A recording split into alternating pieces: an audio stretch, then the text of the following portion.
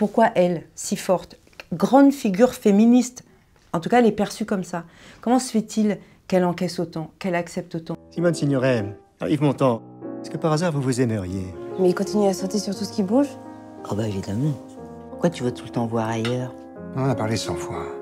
On n'est pas pareil. Toi et moi, on n'est pas pareil. C'est un film qui raconte les 15 dernières années du couple Signoret-Montand, deux icônes absolues. Pour parler que de Montand, il correspond aussi à ce qu'étaient les hommes à cette époque post-68 art où, sociétalement, on autorisait, je dirais même qu'on encourageait les hommes à avoir des doubles vies. Aujourd'hui, on mettrait un mot, on dirait que c'est une relation toxique.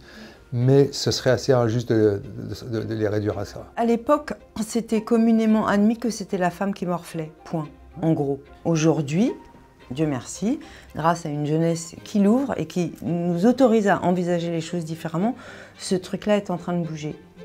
Mais c'est vous, là, avec Marilyn. T'en auras fait baver celle-là, hein? J'aurais pu la tuer.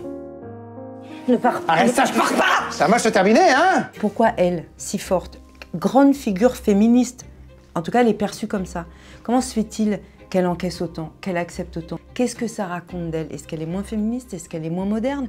Ou est-ce que c'est quelqu'un qui est comme tant d'entre nous? Il y a un gap entre le discours affiché, le courage public et la fragilité intime, la vulnérabilité. Elle s'est battue, elle en a écrit des livres, elle a fait une longueur d'interviews.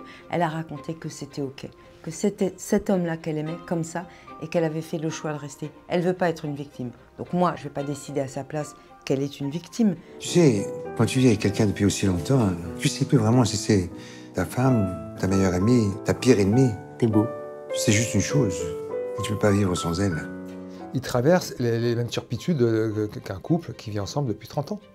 Donc il y a quelque chose, de ce point de vue-là, universel. Forcément, il y a de l'amour, mais dans l'amour, il y a de la violence des mots, les humiliations, ces choses-là. Mais il y a aussi beaucoup de complicité. 30 ans d'amour. Qu'est-ce qu'on fait du désir à l'intérieur du couple et qu'est-ce qu'on fait du désir extérieur? Pourquoi c'est pas plus simple de s'autoriser chez ce couple moderne, indépendant, qui se parle? Pourquoi pas s'autoriser une vie privée? Pourquoi se faire souffrir de ça? Ça ouvre un océan de questions et j'ai pas toutes les réponses. C'est quoi le secret de notre couple? Moi, je sais pas, j'ai pas de secret, moi. Oh, tu es chiant, tu joues pas le jeu. Entre Montand et moi, nous sommes tous les deux des enfants d'immigrés, de parents déracinés. Lui, les années 30, l'Italie, et moi, mes parents, les années 60, le Maroc. Je pense que tous les deux, à notre manière, à un moment, on a eu accès à un milieu, le milieu artistique, intellectuel, en se demandant un peu ce qu'on foutait là. Est-ce que quelqu'un va s'apercevoir de l'arnaque qu'on est en train de commettre? J'en ai plein des points communs avec Simone, aussi parce que je me suis beaucoup projetée en elle puisque c'était mon idole, mais pareil, dans les origines, elle aussi, elle est fille d'immigrés du Nord, juifs, moi pareil. Et le goût du rire, parce qu'elle a dit toute sa vie, moi, mes copains et mes rigolades, et Montand elle l'aime aussi pour ça, il l'a fait rire beaucoup, peut-être ça aussi. Arrête! Toi qui m'aimais, moi qui t'aimais.